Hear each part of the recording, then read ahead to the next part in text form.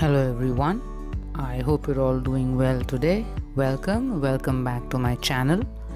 Today I have for you a yoga routine for mornings. It's our morning rejuvenating yoga routine. It's for energizing you.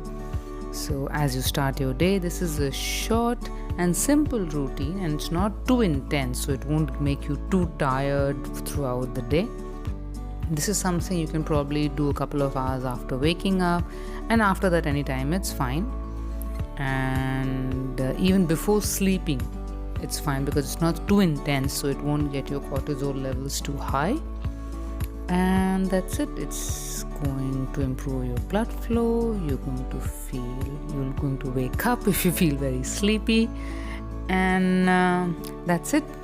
So we'll start by being seated and taking a few breaths, and then we'll just gently bend our neck side to side, taking a very light couple of bends on each side. Not too long, not too deep, just very gently. And then we'll follow that up with a gentle slide of the arm on the ground, and as the other arm goes up and back.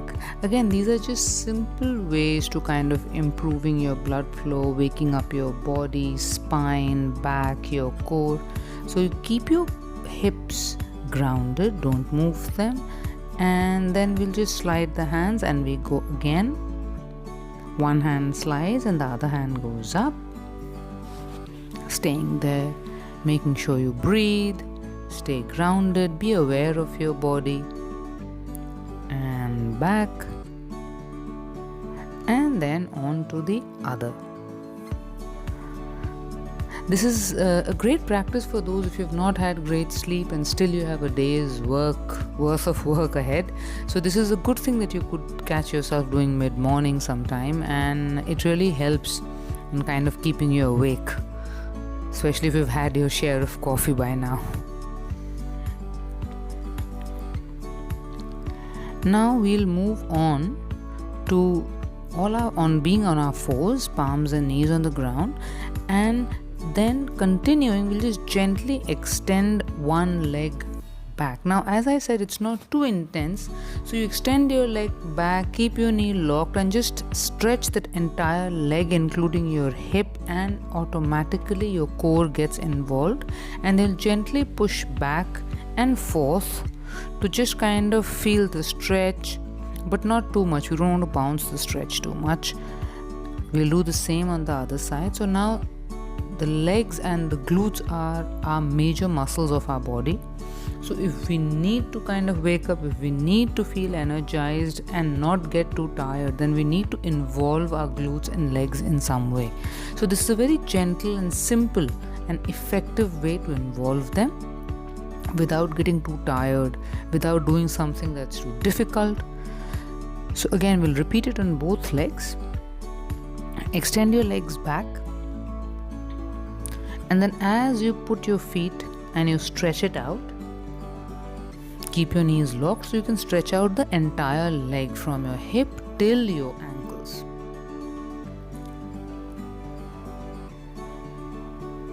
And use this time to make sure that you're breathing.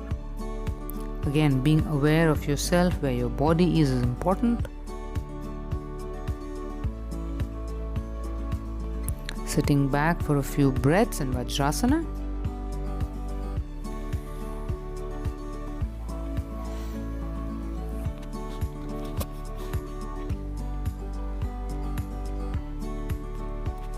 Again, going back on our hands and knees. So we'll open out and just go down on our belly, and then keeping our hands just next to our shoulders, we'll just rise up. Hold it there just for a bit and then come down again. Now what it does, it immediately engages your chest, shoulder, upper back, mid back and arms, and there's a surge of blood flow and there's a surge of breathing, because you're forced to hold, you're forced to engage all your muscles. So this is important, again part of revitalizing rejuvenating, re-energizing. Now we'll go into the partial Sphinx pose. We'll put our forearms on the ground and rise up for a bit and go down. Again, rise up for a bit. Stay there.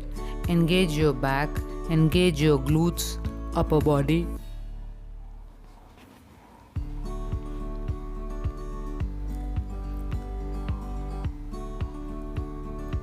And then slowly sit back in Vajrasana.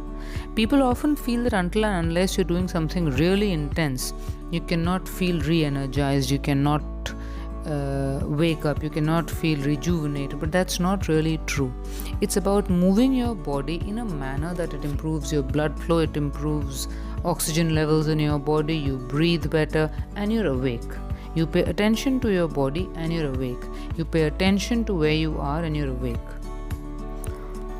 So we came here with the intention of re-energizing ourselves. Now extending our legs forward, sitting, we'll just find a place where we can hold on and feel a stretch in our legs, back, open up the lower back. Now here, since we are working on re-energizing, I would request, if possible, go ahead and push a little bit to improve on your stretch, on your range of motion, but not too much. So gently, and you'll see the second time you go for it, or the third time you do a movement, as you allow your body to move, it allows you to push it a bit further. So gently, slowly but surely to move forward.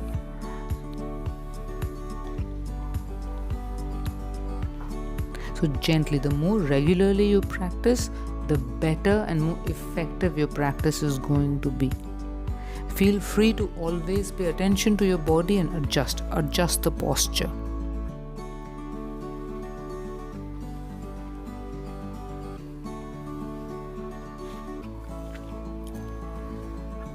Breathe. Breathing is integral, because the moment you stop breathing, you start to tighten up and you start to really hold on and you start to really get stiff. That really defeats the whole purpose of our practice. Okay, now we'll part our legs and again we'll move forward, sliding our arms forward, trying to see what is the point where we can comfortably reach, the furthest point. Of course, please be mindful of your back, lower back, upper back, even legs and hamstrings. So we don't want to force, we want to allow. I've been a big believer, especially, to be honest, I've changed.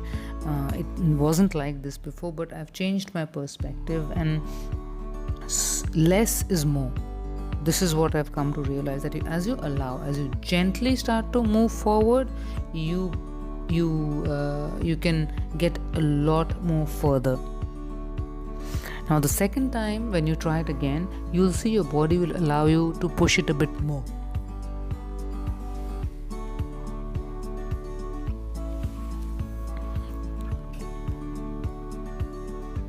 Again, these stretches, when you push a little bit more, will also help you kind of test your limits gently, in a safe way, without getting injured, without adding to any old injury, without getting hurt.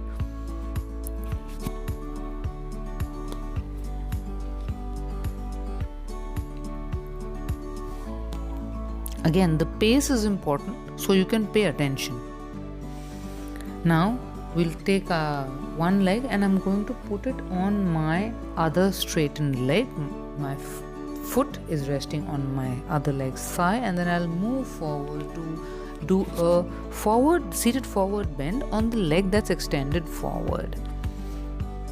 Now, if you're somebody who's been trying to work on the lotus pose or Padmasana, this is a great way to get started, because slowly you work on single leg movement, single leg positioning, and single leg posture flexibility as you build it up. It might be a bit uncomfortable on your thigh if you're not used to it, so allow yourself a bit of a breather.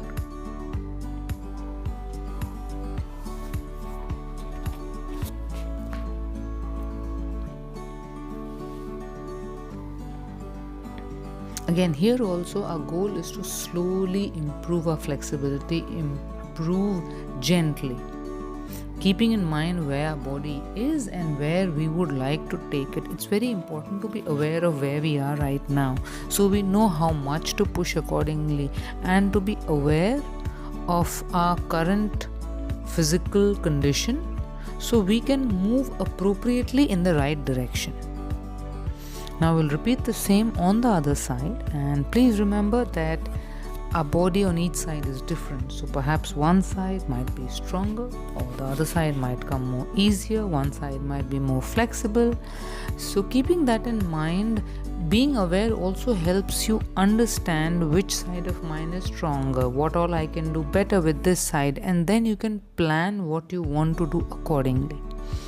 It gives you a lot of power. Your own awareness about your body will give you a lot of power. That knowledge will give you a lot of power to make the right decisions for you.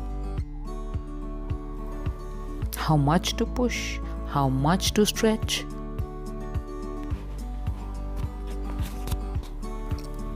We'll repeat it again.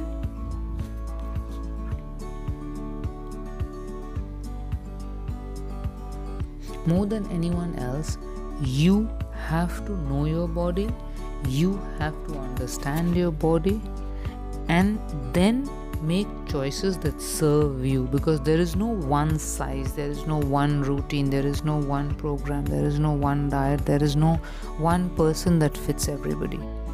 We are all different human beings, and one size will not fit all. So understand your body and then find the solution that works for you.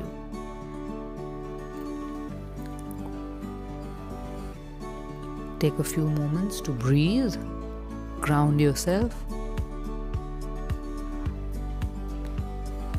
As we end this practice, we'll just sit cross-legged.